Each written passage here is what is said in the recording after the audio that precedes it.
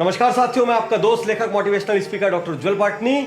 रात के 11 बजे थे। 11 बजे अचानक घर की घंटी बजी।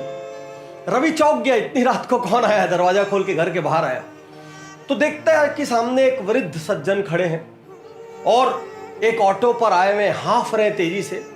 और उन सज्जन ने उनसे पूछा, बेटा आपका नाम? बोले रवि। और वृद्ध सज्जन बोले, हे भगवान तेरा लाख लाख शुक्रिया, घर मिल गया। रवि को कुछ समझ नहीं आया। वृद्ध सज्जन ने कहा, पानी मिलेगा? रवि ने बोला, आइए 1 मिनट घर के अंदर आ जाइए। अंदर पानी वगैरह पिलाया। उन वृद्ध सज्जन ने रवि के हाथ में एक चिट्ठी दी।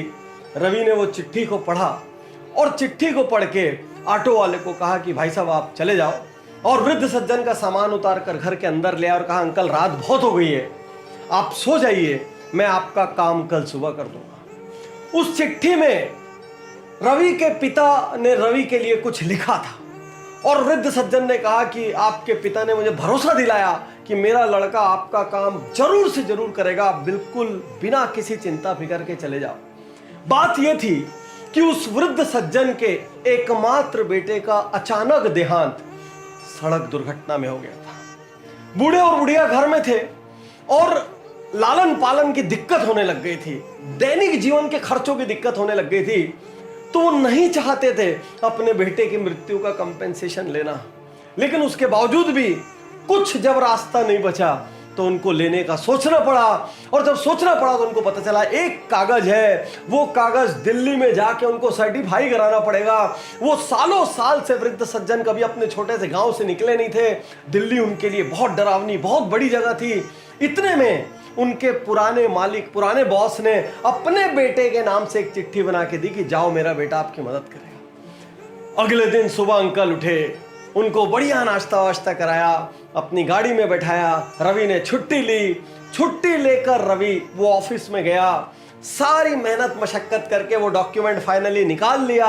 डॉक्यूमेंट निकालने के बाद अंकल की बस की टिकट करा दी। टिकट के साथ मिठाई का एक डब्बा दिया और बस स्टैंड पर छोड़कर निकलने ही वाला था। इतने में वृद्ध सज्जन ने यूं हाथ जोड़कर कहा, रवि तुम्हारे पिता धन्य है कि उन्होंने तुम्हारी जैसी संतान को पैदा किया, और वो धन्य है क्योंकि उन्हें तुम्हारी जैसी संतान मिली।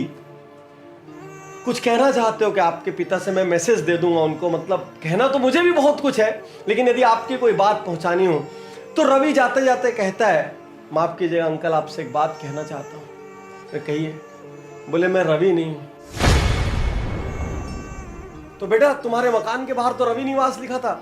हाँ वो मेरा रवि निवास है, मेरा नाम भी रवि है, लेकिन मैं वो रवि नहीं हूं जिसको आप ढूंढने आए थे। उन वृद्ध सज्जन को कुछ समझ नहीं आया। बोले अंकल जब आप रात को आए थे आप हाँफ रहे थे, लेकिन आपकी आंखों में उम्मीद थी कि उनका बेटा मदद करेगा। जब मैंने चिट्ठी पढ़ी तो मुझे मेरे पिता का ध्यान आ गया, जिनके लिए मैं जीवन भर कुछ नहीं कर पाया, और मैंने आपके वाले रवि को फोन किया। वो एकदम से हिल गया भीतर तक, क्योंकि वो कहीं बाहर गया हुआ था और 8-10 दिन बाद आने वाला था। मेरे पास हिम्मत नहीं थी आपकी उम्र को देखते हुए, आपके इमोशंस को देखते हुए कि मैं आपको वापस भेज सकूं, और मैंने निर्णय लिया कि मैं आपका ये काम करूंगा। और अब उस वृद्ध व्यक्ति की आंखों से झड़ झड़ झड़ झड़ आंसू बहने लगे। बोले तुम रवि को जानते भी नहीं हो? बोले अंकल मैं नहीं जानता हूं, आपकी चिट्ठी में फोन नंबर था उसी से लगाया। तुम वो रवि भी नहीं हो? बोले नहीं मैं वो रवि भी नहीं। फिर भी तुमने मेरे लिए छुट्टी ली और इतना किया। कौन कहता है भगवान नहीं होते? कौन कहता है भगवान नहीं होते? कौन कहता है भगवान नहीं होते? कहते हुए बस में चढ़ गए और चले गए। और रवि उस दिन अपने घर पहुंचा और उसको अपने जीवन की सबसे बड़ी, सबसे बढ़िया, सबसे बेहतरीन नींद आई। साथियों हर आदमी दुनिया में अपने रिश्तेदारों की मदद करता है, अपने दोस्तों की मदद करता है, अपने परिवार वालों की मदद करता है, अपने स्टाफ की मदद करता है। बस इतने में उसकी दुनिया खत्म हो जाती है। जो यहां तक भी नहीं करते, आपके लिए तो मैं क्या कहूं, आप तो उस भगवान के प्रति कृतज्ञ भी नहीं है जिसने आपको इस धरती में भेजा है और आपको इस लायक बनाया कि आप किसी के लिए कर सकते हैं। आज मैं हर वीडियो देखने वाले से कहना चाहता हूं, हर उज्जवल पाटनी यूट्यूब चैनल के फैन, फॉलोअर, सब्सक्राइबर से कहना चाहता हूं, जिंदगी में अनेक बार उनकी मदद कीजिए जिनको आप जानते भी नहीं है और आपको पता है ये मदद करके मेरे को बदले में कुछ मिलने वाला भी नहीं है।